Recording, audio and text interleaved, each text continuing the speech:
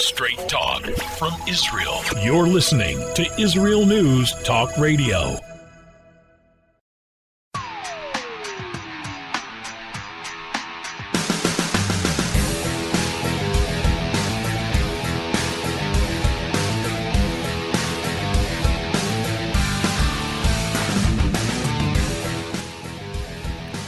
You don't need to be Jewish to be a Zionist. In fact, I'm going to be interviewing somebody today who actually goes out and recruits Arabic-speaking, non-Jewish, but Israeli citizen youth. I'm talking about a village up north in Israel. They're not Jewish. They're actually Christian-Arameans and not Armenians. There's a difference. Armenia is one country, and if you ever heard of the language Aramaic, it's one of the oldest languages in the world, next to Hebrew. And there is a village up north. It's actually, let me just give you the information now. It's called Gush Chalav, or the Arabic Roman name is Jish, and they live up north. It's about, I would say, if you know the map of Israel, the Sea of Galilee, the Kinneret, it's a little bit northwest, a little northwest of that, next to the Lebanese border. So it's in Israel. It's a village filled with Muslim Arabs and Christian Arameans. And this man that I'm going to be interviewing today actually goes out and recruits the youth there to join the IDF. He's going to tell you why and why they do it. And what do their parents say? Because I imagine even if they are Zionists, in other words, even if they do like living and enjoy living underneath an Israeli-run government where they have freedoms and kol tuv, as we say, they have prosperity, etc.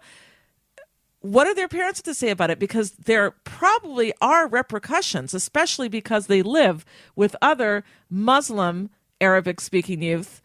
What happens there in that village? So we're going to ask him all of these questions on the show today. I think it'll be quite interesting. Don't go anywhere. We're going to be right back, everybody. You're listening to the Tamar Yonah Show here at IsraelNewsTalkRadio.com.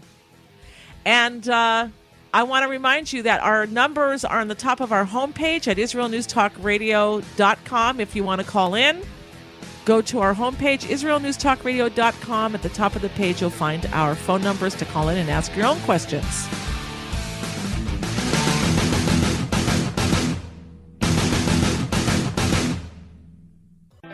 The return of the Jewish people to the land of Israel was prophesied in the Bible thousands of years ago and is coming true today. Shalom. Join me, Josh Wander, on Israel Unplugged. Listen in as we delve into the spiritual and physical aspects of the Jewish return to Zion. We'll discuss the biblically mandated, historic, and of course practical understandings of this incredible transition from exile to redemption. That's Israel Unplugged, every Monday on IsraelNewsTalkRadio.com.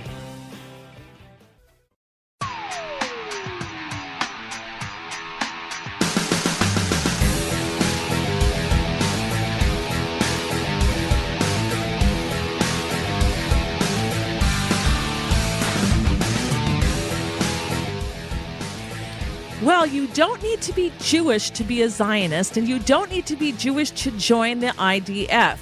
Our guest today is Shadi Chalul. He runs a preliminary program for Aramean youth to prepare them for joining the Israeli Army, or the IDF, the Israel Defense Forces.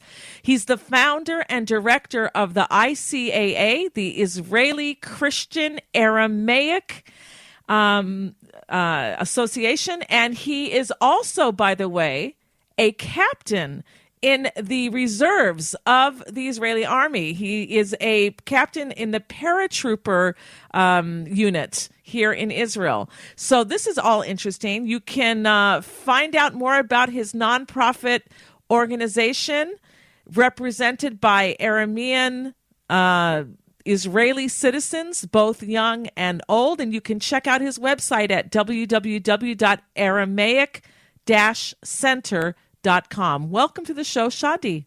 Or should I say, Captain, sir?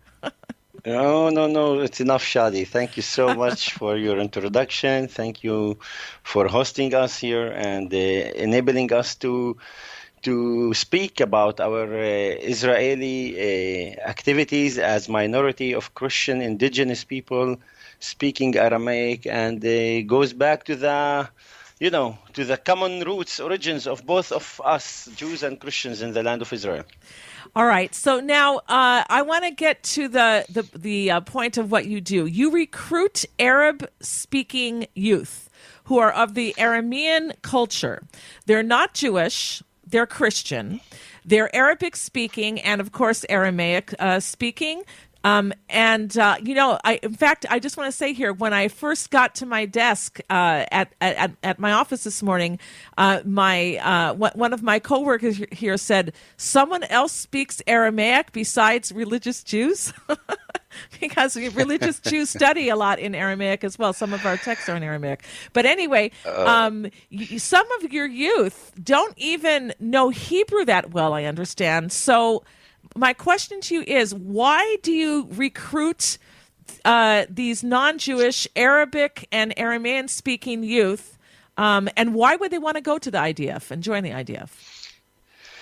Okay, that's first of all a great question, because Tamar, people are unaware about the existence of Christian minority in Israel as indigenous native Christians of the land, who developed first of all from the spiritual side, from the Jewish people. They back then, 2,000 years ago, we as well, together with Jews, lived in this region, in the Galilee, developed from Judaism. The apostles were Jews. Jesus himself was Jew. And people who followed him, some of them were Jews, some of them were Aramean Christian, which is Aramaic-speaking people in the region, and become called Messianics or Christians. And we kept being here after all what happened in 2000 years when the Jews came and returned and established this country. They established a country of, based on the ancestors and on their rights to exist here, because some of them kept being here with us in this region. And now we feel that we are obliged to defend the only state in the region that allows all citizens of Israel security and peace among each others. And this is because we have a strong force called IDF, Israeli Defense Forces. They protect us from enemies surrounding us, from ISIS, from different Islamic jihadist fanatic groups surrounding us, like Hezbollah in the north in Lebanon, like in Syria, Jabhat al-Nusra, ISIS, like in Egypt, Islamic Brotherhood, like in Jordan, also the Islamic Brotherhood, and other Arab countries that might develop. So if we don't defend the only state that allow us this safety and security, so we are hurting also ourselves as Christians here in the land, enjoying this democracy. So we are obliged to defend this democracy, and IDF is the melting pot of this democracy. It's where everybody come together under Israeli flag, under IDF. We are all one and equal, defending for the country, and this is the only goal that IDF actually do. And besides that, we have a second goal, which is a melting pot that everyone can know and introduce himself and his culture and his community. And this is where everybody can knows about each other. And this is how we build a nice and coexistence in the Israeli society. Okay, now I understand that in your village, and I want you to tell our listeners about where you live, that approximately 40%, that's almost half, are Muslims, Muslim Arabs, while 60% are Christians. And tell us the name of where you live and where it's located, and a little bit about it. Okay, so I live in a town. It's a biblical town called Gush Chalav, which is, or the other name, Jish. And Gush Chalav, it's a biblical town from the time of the Romans. We know about the battle between Titus and John of Gush Chalav, a Jewish revolter who fought the Romans at that time, and Titus occupied and conquered this town. And since then, our people live in this region.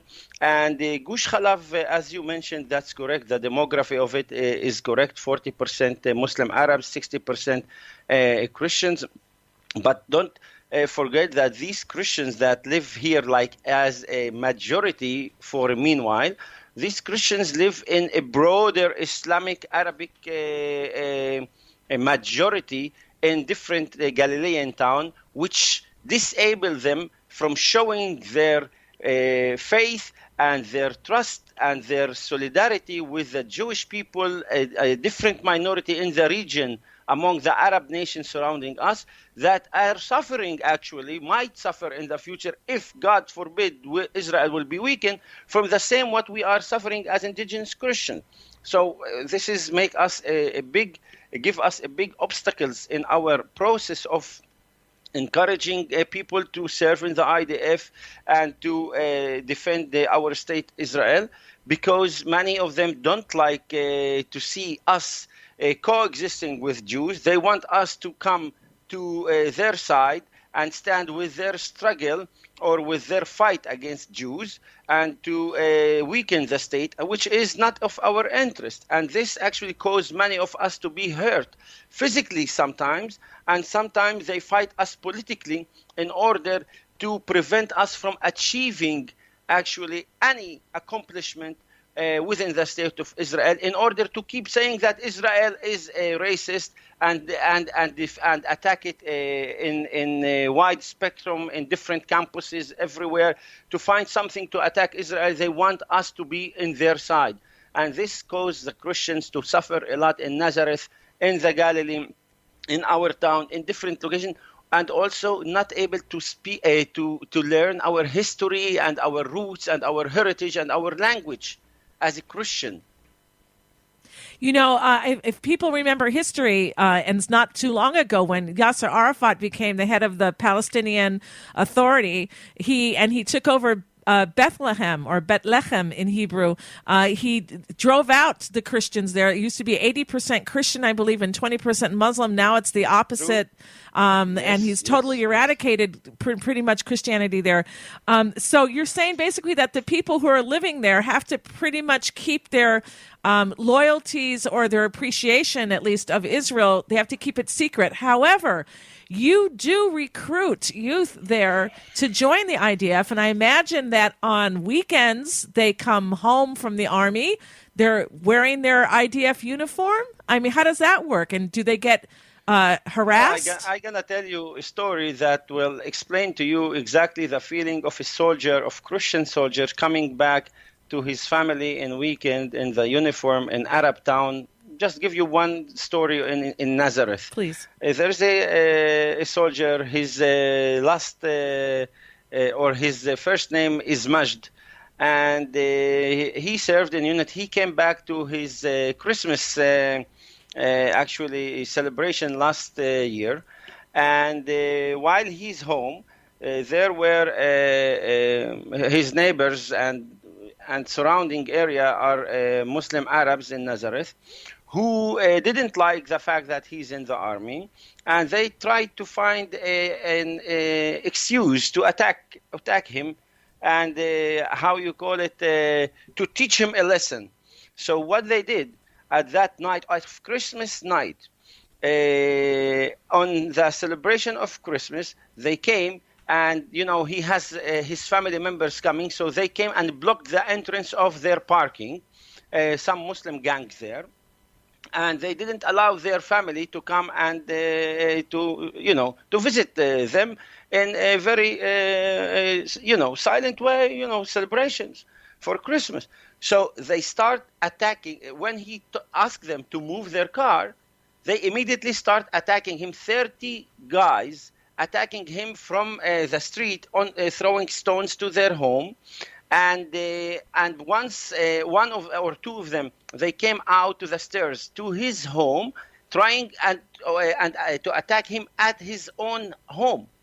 Entered their door, break the door, and came in and start attacking him. And in order to defend himself, once they ran away and went down and kept throwing stone, he he has his own gun, and from the military, he shoot a bullet in the air to make them scare and fear, and the police came. Okay, hold it right there. Came, Hate to stop this at the highlights. We're going to be right back, everybody. We have to take a break. Don't go anywhere.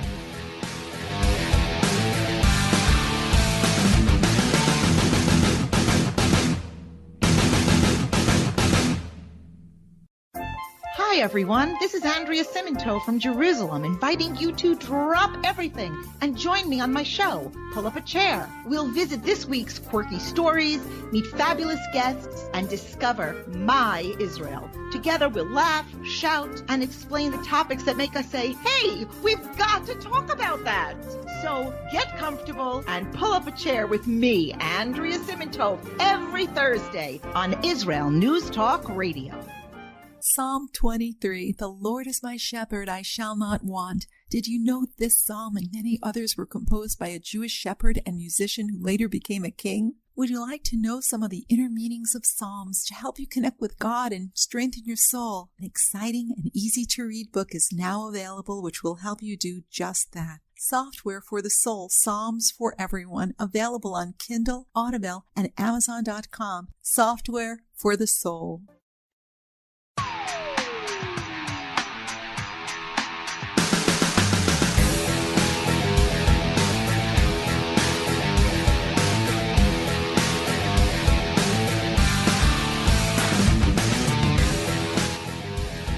All right, we are back here at the Tamar Yonah Show on IsraelNewsTalkRadio.com, and our guest is Shadi Halul.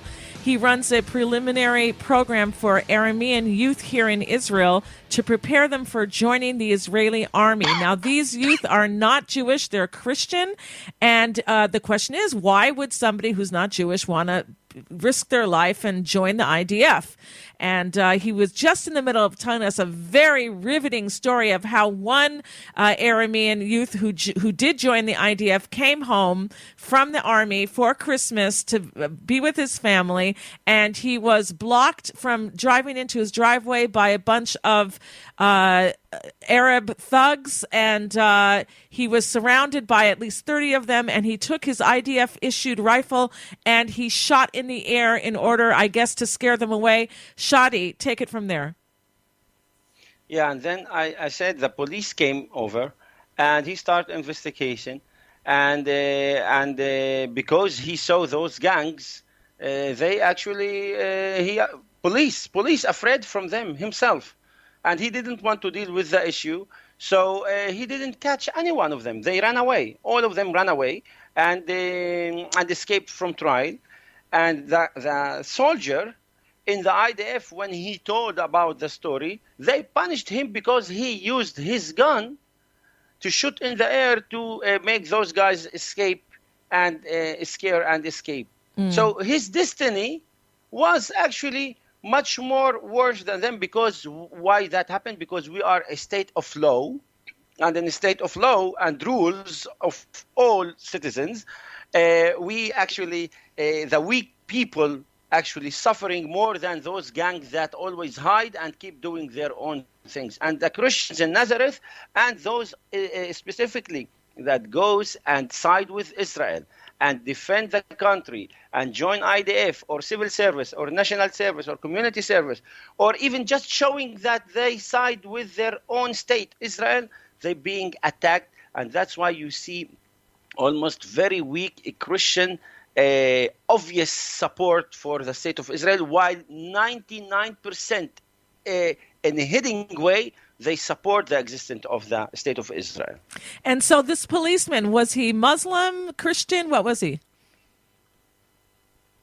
Actually, I don't know what that policeman was, because we didn't check if he's a Muslim or a Christian or a Jew or whatever.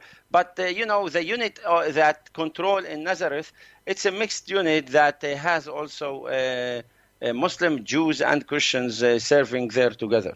Okay. But I can't tell, and it doesn't matter. In Nazareth today, unfortunately, if you know and go deep, it's controlled by, businesses are controlled, need to pay protection for some gangs over there in order to survive. And guess who suffer the most? Christian business owners who live there, who need to suffer from this behavior, because the other side has a big families around them. The other We side call it in meaning Hebrew khamula, which the is Islamic like- Arabs? Is that what you mean? Yes. Okay. Yes. And the Christians are weak, and nobody have a backup, giving backup for them. They are too weak, and it's a rural area, and the police control is weak there. So this is what happened to a Christian in these areas where a law is not strong enough and to protect them. So, in other words, you have a Arab mafia over there that's charging protection money to the Arab Christian mafia, business exactly, people. Exactly. Okay. Very, very rude one. Very rude. And the mayor of Jish, where you live, is he Christian or is he Muslim? Okay, that's another thing. As I told you, he's a Christian, but in order to be elected, he needs the other 40%, right? So he's a Christian, born as a Christian, okay? But he's a communist. He's a communist. And he was against our process as well, in order to show the other side that I am not with a process of reviving Aramaic, Syriac, our ancestors' land. We are against IDF service in order to get the votes for himself and to be elected. Otherwise, the other side that is needed to be, electing him, because there's different candidates when, you go to elections, you need also the other side vote. So this is what happened, and we got a communist person being elected that is not very helpful for us as Christians. Interesting. Actually, communism is against Christianity too. Right. Well, it's against all religion. Right. Exactly. So with all of this going against you and the other Christian Israeli citizens who are living amongst the Islamic Arab population here in Israel, when you go to try to recruit these youth into the IDF, you do so because it will be advantageous to them in the end, right? I mean, they'll get. Tell our listeners. I tell you something. All this process just shows you, and it's a great proof to everyone, that if Israel doesn't exist, we as Christians won't exist too in this region. We as indigenous Christians will not exist, and no one in the West will be able to visit this state or this region, the Holy Land, safely as they do today, while Jews controlling Israel, and they have their own state, and there's liberty, freedom, democracy in this state, a safety because of a Jewish existence and control of the Jewish state. That's what people need to understand. And because of that, we want this state to keep strong.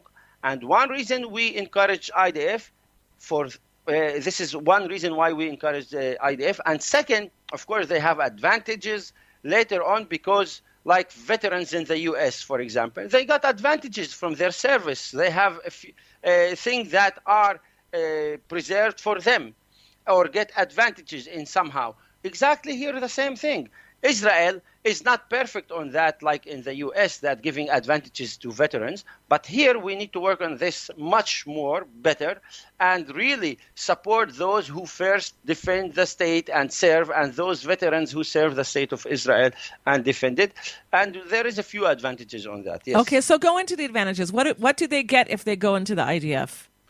For example, when you go to study afterward, after finishing, you get the scholarships, full scholarship for your studies, for your academic studies. You in rural areas, very far away in the borders, you get sometimes, if it's possible, okay, a piece of land like half dunam or of land to build your own home, you get 90% subsidies in buying a home or getting to pay for a cost of the land.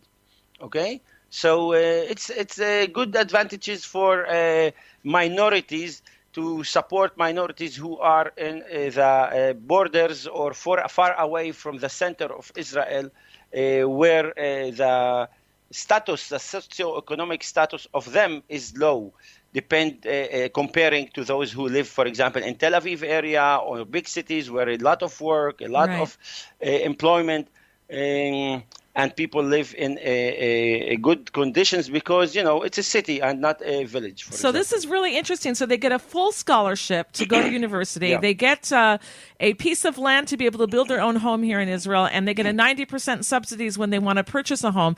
This is great. You are a captain in the paratroopers here in Israel, and I have a son who was a paratrooper. He didn't get any of this stuff, so it's quite nice to hear.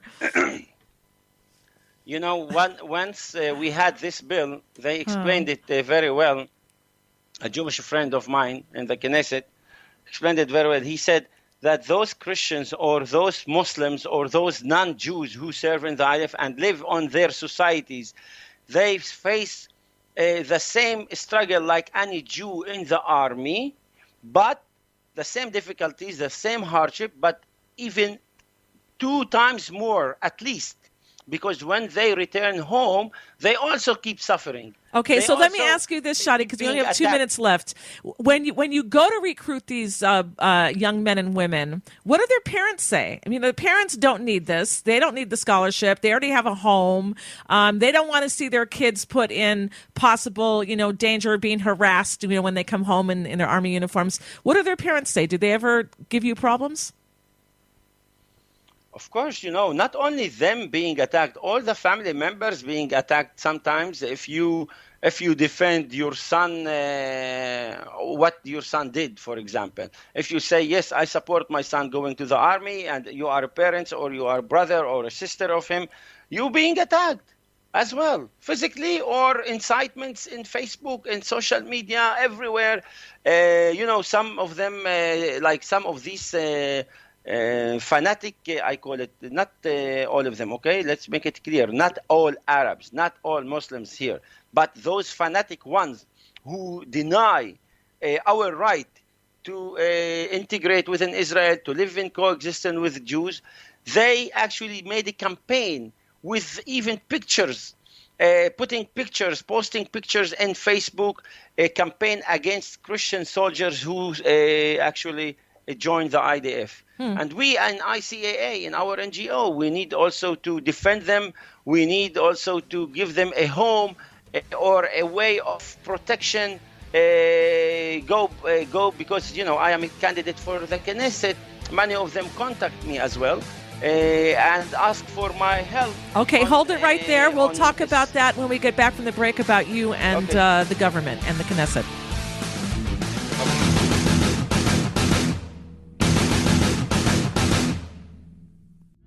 Are you interested in transforming your life, drawing closer to the Creator, and uncovering the deeper meanings and hidden treasures in the Hebrew Bible? Then join me, Rav Yitzhak Michelson, And me, William Hall, on the Science of Kabbalah, where we are seeking to narrow the gap between what we understand of our physical and spiritual worlds. So make sure to tune in every Tuesday at 5 p.m. Israel time, 10 a.m. Eastern Standard Time, here on Israel News Talk Radio.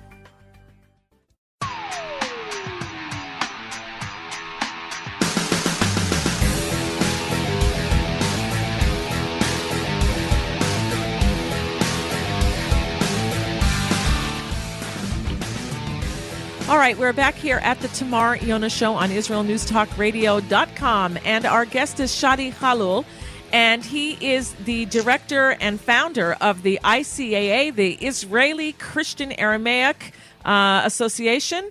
It's a nonprofit association represented by the Aramean Israeli citizens, both young and old, and his website is aramaic-center.com. And Shadi, you were telling me that you are involved in or getting involved in politics as well. Tell us about that. Yes, Tamar, as you know, politics for us is not a goal, but it's a way of achieving and continuing to strengthen our movement for building our community, against strengthening our community and resilience in the land of Israel as an indigenous native minority of Christians here. So I decided to go to politics in order to achieve few things. One of them reviving the language of Aramaic, which is as well the both language who has a good heritage in the Jewish side and the Christian side as indigenous Christian. It's a Jesus language himself for us as a Christian, which is very important to keep it and understand it and know it. And it's our father's language. So we want as well, because of all this persecution going on from in the wider Arab communities in Galilee, not allowing us to coexist and recruit our people to the IDF and revive the language, I came with the idea to the government, to the Prime Minister office, to build the first Christian Aramaic town in Upper Galilee, where Christians can live, can serve in the IDF freely. They do it as a duty, not as a voluntary basis. They revive the language, learn the language in their own village school, where a school of Aramaic teaching will be built, a heritage center and visitor center where people from all around the world can come to this town and learn Aramaic and know about the common roots of both people and testify for the greatness of this country, how they preserve well a loyal minority, indigenous minority like us as a Christian Aramaic people, and those people will be good ambassadors for us as well later on in different places in the world to speak about Israel and about us as Christians and Jews living in coexistence in this country. This is our plan and vision in the future, and we encourage everyone to support it. We encourage everyone to support it by also visiting our website and donating to our project that all comes to achieve as well as at last this vision, which will serve Israel first, second will serve us as a minority in Israel, and will actually make all people know better about Israel. So in politics, I am in Israel Beitenu party. I was a candidate number 11. I'm still candidate for the Knesset. The first Christian, the only Christian actually, who is liberated, who speak freely about Christian needs in the political spectrum in the Israeli politics. So, I hope the next elections will actually help us get into the Knesset, and we will speak much more loudly about these subjects that are essential for Israel and for us and for the coexistence in this state. And we will act as a model of peace. All right. In a positive Christian engagement way to be copied by other communities in Israel later on. If this is successful model, and we should make it successful, it will serve other communities to take a copy of it or to make a copy of it and paste and do it in their own selves.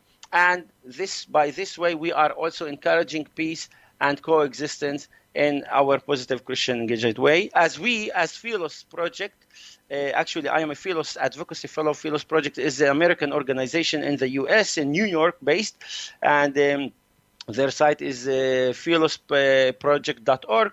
And I am there also acting with them to help build a good coexistence between Christian and Jews and other communities in a Christian positive engagement way. Okay, Shadi, hang on a minute, because we do have a caller and we're running out of time.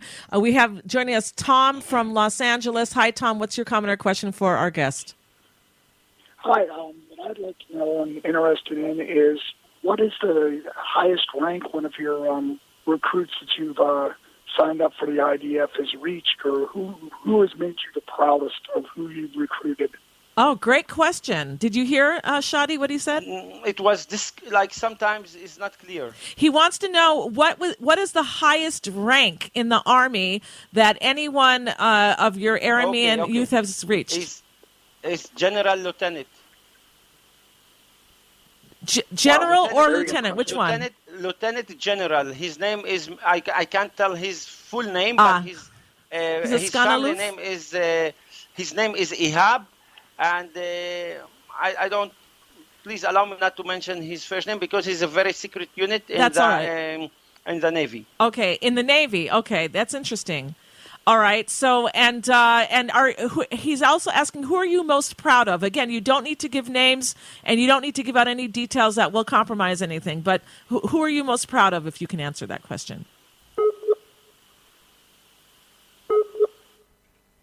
Shadi? Shadi? Did we lose Shadi? Okay, we lost Shadi. We're going to try to get him back. So we're here basically talking about an association that is actually going out and recruiting Aramean Israeli citizens. These are Arabic-speaking people and Aramaic-speaking people. They live mostly in the north of the country in the Galilee. They are, it's headed by our guest, Shadi Khalul, and he runs a preliminary program for these youth. He teaches them in this program, I think it's a 7-month program, if I'm not mistaken, where they teach them Hebrew if they don't know Hebrew already. And they prepare them for the army. And as you see, there's already been one that's reached a lieutenant general. Basically, I think it's a Sgan Aluf in Hebrew. He works in a secret unit in the Navy. So that's very interesting. Do we have Shadi back? Yes. Okay. So Shadi, in the remaining 2 or 3 minutes that we have, can you just tell us, you said that you're going into politics as well, and you're saying that you were telling me before the interview that by reviving the Aramaic identity among your people in your village and who are spread out wider in different Israeli cities, that you are weakening the Palestinian cause. So how so? Well, that's why the Arabs, different Arab leaders in like Knesset, those Arab fanatic parties, pan-Arabist and Islamist parties, try to attack us because they don't want to see this process successful. For them, they want us as Christians to be in solidarity only with them, not siding with our state of Israel, not defending Israel. And once we build our Aramaic identity back, and it's our roots, and it's our common roots with the Jewish people, then we won't be. They take it as, or they analyze it as, we are not gonna be on their side anymore, and we will be independent people, community that working together with the Jewish people to strengthen both sides in Israel. But this process didn't work for them until now, thanks God, because of our insistence and belief, strong belief in our way and our courage as leaders who were in the IDF, and we know that we are right in our process, and this has nothing to do against anyone else. It is a good, positive way to help anyone in Israel who understands that he's a citizen and the loyal citizens and want this state to be strong. So let them keep doing it. Let them fight us. And those Palestinians who actually, I call them living in Israel and enjoying all their rights here as loyal citizens of the state, as Israeli citizens, they should start maybe in the future see the fruits of our process, and the good fruits will make them copy this as well on their own side, and maybe this way we will create a better future for all generations in Israel. Hey, Tamar, I just want to tell the people, you have 30 go seconds. To our website, www.aramaic-center.com, and I invite you to read about our activities, to contact us, to support our project, our pre-military Christian Jewish program to strengthen these coming generations of both for coexistence and to help us revive the language in the summer camp, and and in the summer school that we do here. We need your help. We alone cannot succeed. We need help from different people who have a good heart and a good passion for Israel and for the coexistence in this state. All right. And in one last question, very quickly, we have about 10 seconds, is that when there's a war here in Israel, how is it on your side? Are there attacks upon your people, or what happens? Of course. We are the same Israelis. The missiles don't differentiate between Jew, Christian, or Muslim. No, but I'm talking about your Muslim neighbors. Do they try to hurt you? Well, I see sometimes Muslim neighbors, when missiles come from Lebanon or came from Gaza, it hit a very aggressive way in a neighborhood, wow. in Jewish neighborhood. I see some of them, for example, rejoicing or from we this have to leave it there. Well, we get it. They rejoice. It's sad. Thank you so much for being with us. Not all of them, okay? Let's say some of them. If you love Israel News Talk Radio, then you'll love our Facebook page. We keep you up to date on what's happening in Israel, plus little surprise treasures that we don't share on the radio. Go now to follow us on Facebook. Just look for the Israel News Talk Radio Facebook page, and don't forget to subscribe and follow us by clicking on the like button. We post great stuff there that you'll want to share. Israel News Talk Radio on Facebook and Israel News Radio on Twitter. If you're hearing this message, everyone else can too. Advertise with Israel News Talk Radio and get your message out to people. We'll build a personalized package for you. Contact advertising at israelnewstalkradio.com. Straight talk from Israel. You're listening to Israel News Talk Radio. Hey, this is Jake in Anchorage, Alaska, and I love listening to all the super interesting interviews and up-to-date information on what's happening in Israel. Hello, this is Anna King, originally from London, now living in Israel. And what can I say?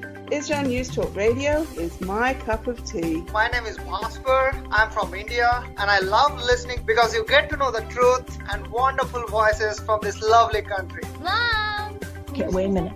Hi, this is Chava Dax, and I'm calling from the rolling hills of Ma'ale Adumim, just north of Jerusalem. I always listen to Israel News Talk Radio to get all the latest news and commentary and to keep me up to date every day. This is Sarah Dax from Ma'ale Adumim, and I'm 12.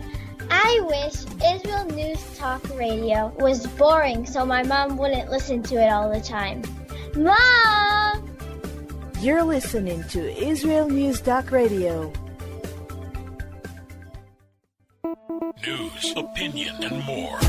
You're listening to Israel News Talk Radio.